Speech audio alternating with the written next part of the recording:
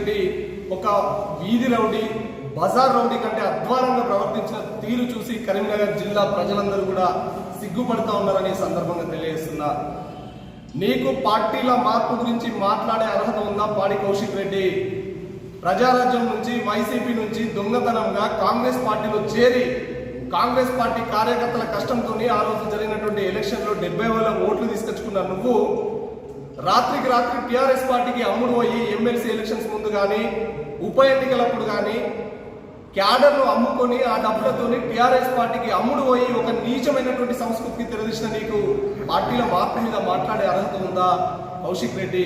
నీకు నిజంగా సిగ్గు శరం లజ్జ ఉంటే ముందు నువ్వు రాజీనామా చేసి పార్టీల మార్పు గురించి నువ్వు మాట్లాడాల్సినటువంటి అవసరం ఉంది.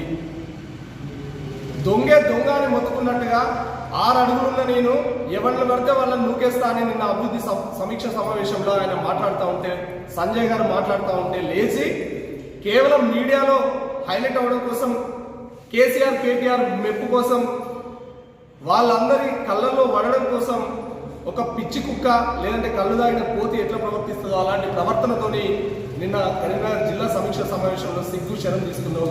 పాడి కౌశిక్ రెడ్డి ఇంకొకసారి కనుక ఇలాంటి ప్రవర్తనతో చేస్తే నిన్ను కొట్టడానికి కూడా చేతులు ఉండవు. ఎందుకంటే హుజురాబాద్ ప్రజలు ఆల్రెడీ డిసైడ్ అయ్యారు.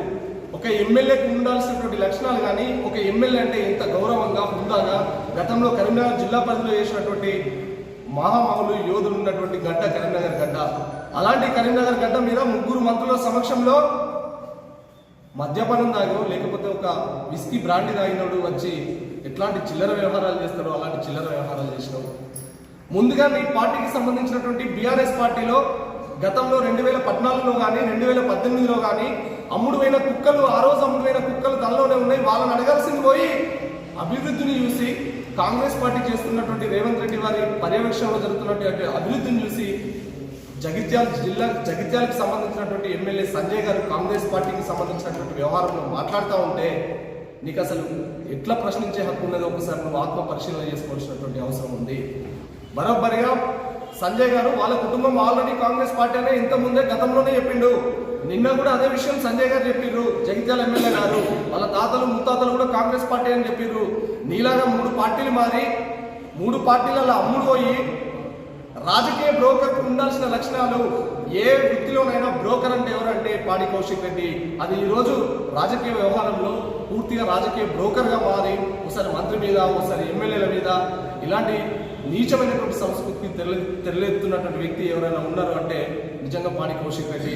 పాడి కౌశిక్ రెడ్డి హుజురాబాద్కు సంబంధించినటువంటి అభివృద్ధి మీద నిధులు ఎట్లా తీసుకురావాలి అనేది ఆలోచన అయ్యి కరీంనగర్ జిల్లాకు సంబంధించినటువంటి అభివృద్ధి మీద ఏం చర్చ జరగాలో దాని మీద ఒక పద్ధతి ప్రకారం నువ్వు చర్చ అయ్యి, అంతేగాని మొత్తం నేనే హైలైట్ TV9 చూడాలి, ఈటీవీ చూడాలి, ఏ టీవీ చూసినా నేనే కావాలనుకుంటే బట్టలు ఇప్పుకొని బజార్లో రౌడీజం చేయి, లేదంటే బజార్ ఒక దాన్ని ఏమంటారు ఎర్లేసిన కుక్కలాగా ప్రవర్తించు, అప్పుడు అన్ని టీవీలు నీకే పెడతాయని చెప్పి ఈ సందర్భంగా తెలియజేస్తున్నా. ఇంకొకసారి కాంగ్రెస్ పార్టీ చేసినటువంటి ఎలాంటి వ్యవహారంలో కానీ అభివృద్ధి విషయంలో కానీ మధ్యలో తగిలితే మాత్రం బిడ్డ నీ ఒళ్ళంతా చింతపండు అవుతుందని సందర్భంగా తెలియజేస్తున్నాం.